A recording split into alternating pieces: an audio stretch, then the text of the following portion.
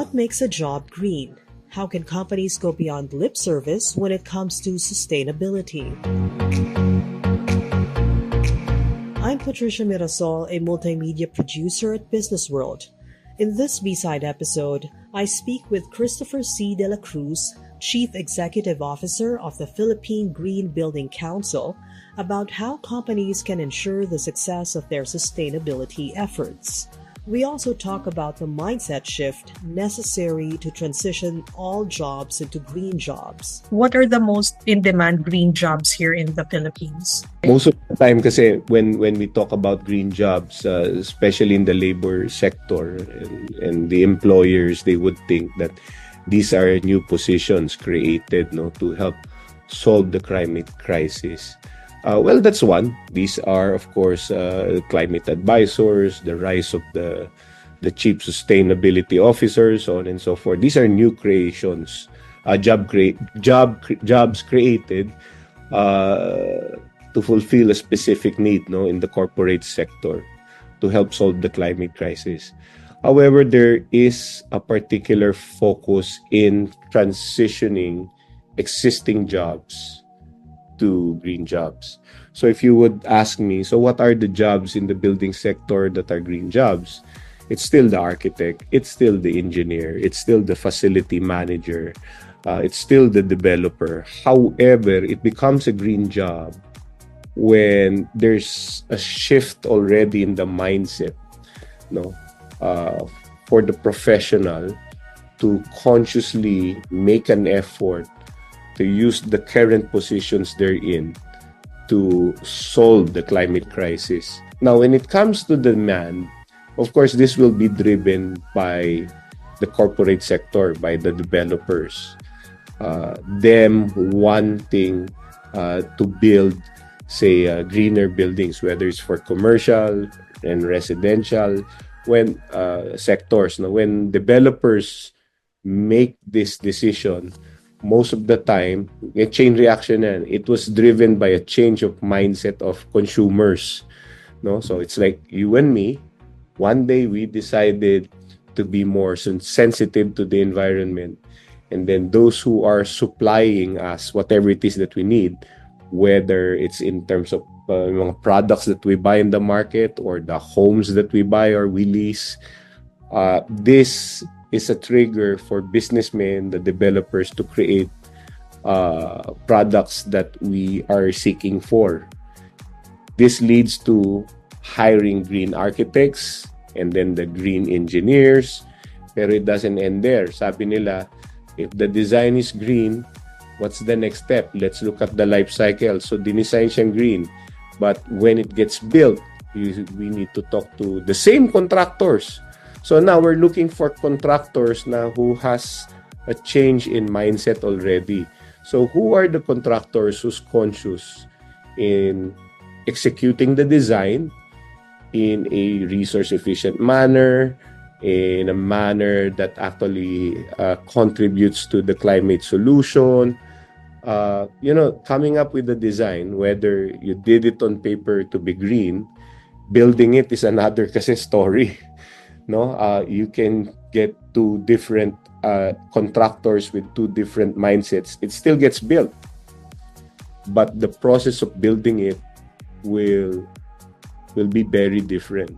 So when we talk of jobs, this is driven by you and me, the consumer. Hopefully, businesses would respond. In the construction sector, we see the rise of the developers who is satisfying this need, who's driving the hiring of green architects and engineers, which later would lead to hiring contractors whose mindset at the corporate level, the big boss, okay, from this day forward, we're going to start building in a green manner, constructing in a green manner. It means, hindi yun word lang on a piece of paper, ididikit nila in a wall. This is our new corporate policy. It goes beyond that. They have to set aside a budget, get their people trained, get their people indoctrinated. If you are a contractor with 2,000, 3,000 employees, if you're able to train half and the other half not, in your company, there will be this constant pushing and pulling.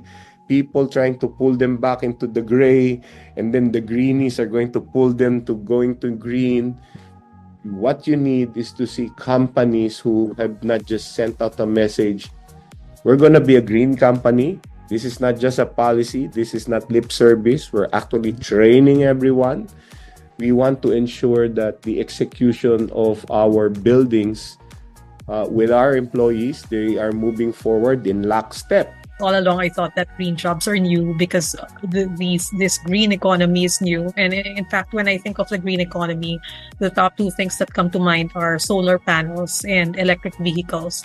The green installers of the charging stations, or the green installers of solar panels, no, these are electricians, by the way. So it's the same electrician, kaya lang nabago lang yung product, and it's the same skill set. And hopefully, when they're installing, they're creating less waste, so on and so forth. Kasi whether they're installing a conventional electrical system or a solar panel, waste will be created.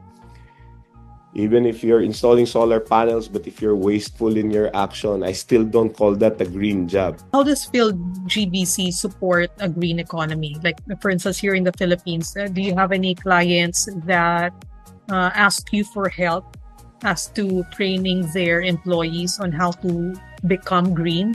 So when it comes to training programs, if a company was sincere about wanting to be green, what's the best way to train their existing workforce? Before, the only green job we get to generate is a green advisor job. We developed standards for industry that can be used for the design, construction, and operations of buildings. We call it Verde. And then we have a formal certification program that is basically a micro-credential that also ensures that we are fielding architects and engineers and other professionals in industry that is trained all about a green building. So that's a green job that we've been creating for a long, long time. It was driven by the standards that we create. Then we had ANZ. This is for net zero. And then we have a standard for health and well-being. What we're doing now, last year, we are in partnership with the Philippine Business for Education and a Future That Works program of the Australian government. We established the Green Building Sector Skills Council. And the Sector Skills Council, what it seeks to do is to actually continuously develop programs to continually produce green jobs as we identify them. Last year, sabi namin, this is an issue of scale. We're just while we are an international organization, in the scheme of things, we are a small non-profit. Laki-laki ng Pilipinas. Ang liit ng PhilGBC. How can we effectively deliver this mandate? So what we're doing now is we are in constant discussions with universities. And what we're trying to tell them is, yung inyong engineering degree, yung inyong architecture degree, here's the scenario. For you to be an architect, they go to your university 5 years. And then they take 2 years diversified training. And then they take the board. And then they apply for a job. And then the first thing that happens is when they go to a job, they undergo training. parang may mali dun sa picture, di ba? Let's try to avoid that. We're talking to universities. We're helping them transition their curriculum, redesigning it into a green curriculum. We did the inaugural lecture with Enderan, University of San Carlos in Cebu, already committed to incorporate the curriculum that we developed, to adopt it in University of San Carlos. And then all the major universities, may kanya-kanyang bureaucracy lang yan per university. Lahat sila, at least the major ones, kausap na natin yan in various stages of approval. Now, there's a request from us to us to also develop programs for TVET. Ito yung for the yung mga skilled worker jobs, yung mga plumbers, the engineer, the electricians, the masons, transitioning it. We had a bit of experience in this because this was around 2013. As early as that, we developed a green mason program. We did this in partnership with the International Labor Organization. Pero at the time, parang hindi priority. While we kept telling companies to train their skilled personnel, hindi nararamdaman yung demand. But now, the same people we've been talking to years ago are now going to us. It's the other way around. Before, we were going to them, telling them, you got to do this, transition the job into a green job. Wala nakikinig. And this time, it's more interesting. Sila na yung pumupunta.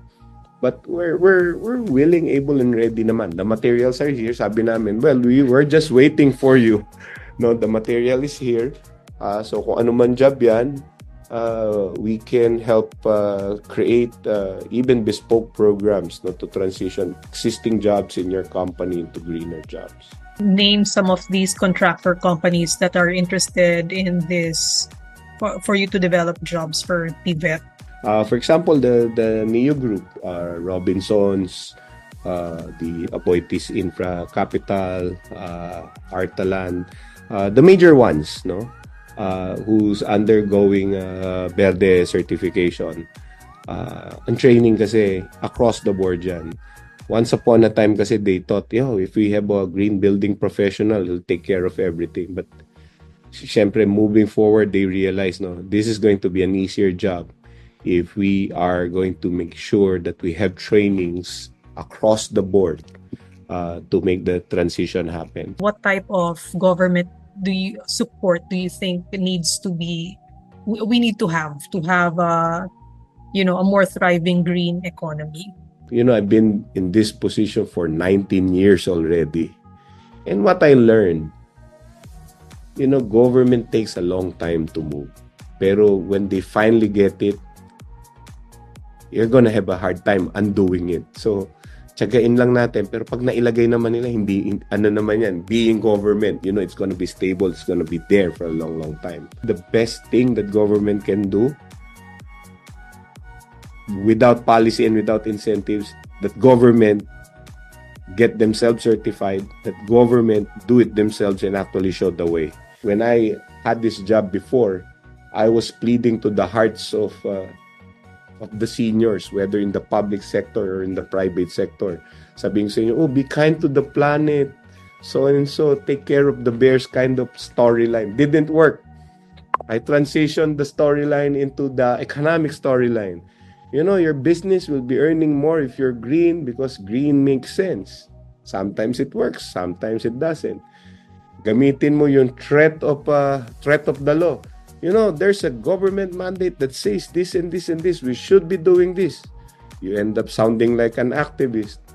And then I realized, the best way to raise a kid is, if you're a parent, is to be a good role model.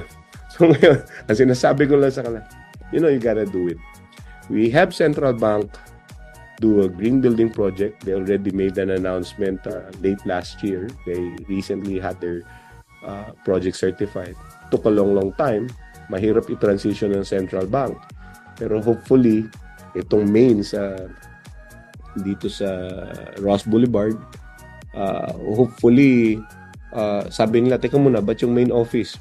Why not the regional offices? That's a good sign. That special role government has.